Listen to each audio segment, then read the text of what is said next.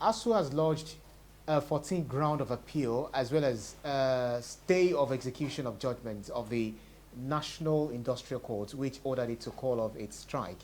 It's over 7-month-old strike, the strike action. We thought this face-off was going to end real soon, BKO. No, for me, I didn't expect that it was coming to an end because I didn't see clear signs on the part of the federal government that it was going to address the major demands. You know, there are two major demands. That is the renegotiation of the 2009 agreement, as well as adoption of the UTAS as the payment platform for academic staff of universities. Those two issues have not been addressed. In 2009, it was agreed that 1.3 trillion will be released to revitalize infrastructure in the universities. As we speak, only 250 billion of that money still by the under the Buhari administration, 50 billion had been released. There's still a long way to go to meet this demand. And as far as ASUU is concerned, the university system, so I'm saying that there are two demands that two major demands that ASUU has made.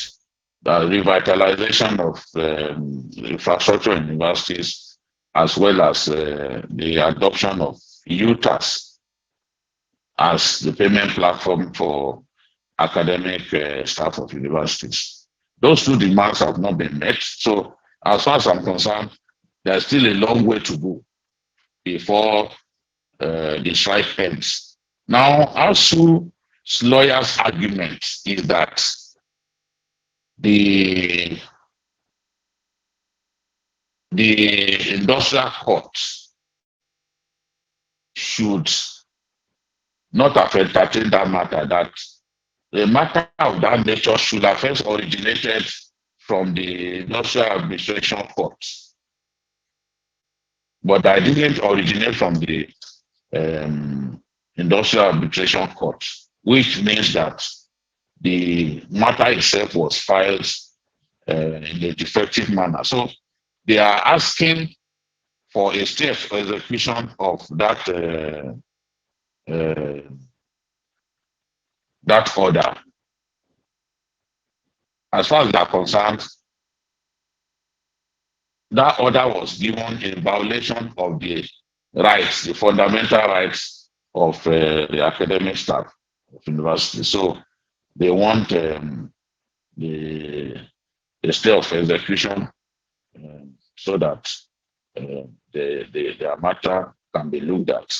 So another point that the academic staff are concerned about is the fact that the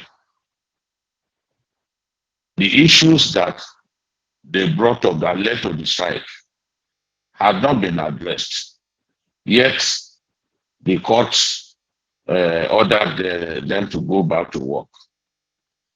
This is not the first time this sort of decision will be taken by the court. But as we've seen with even the NNA the other day, I do not see ASUU obeying this court order. NLC has a history of even disobeying the order of this court, industrial court.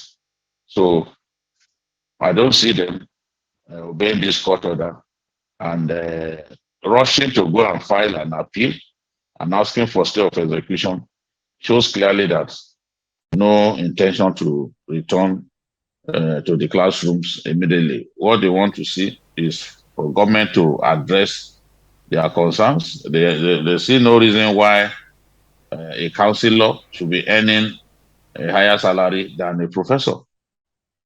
So, ab initio, I do not think that resorting to court action was the best decision. Government shouldn't have gone to court.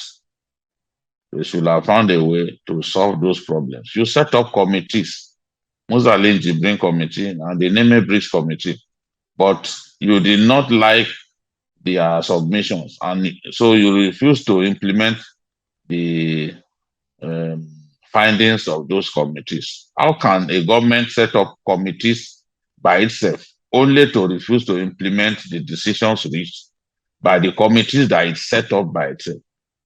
So this is why we have this problem, and I pity the children who are still at home, and in the interest of those children, government must find a way to end this strike.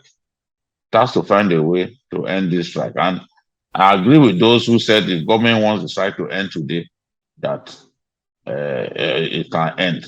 Yeah. I am not by any means urging government to go and take a loan to pay uh, for the infrastructure fund.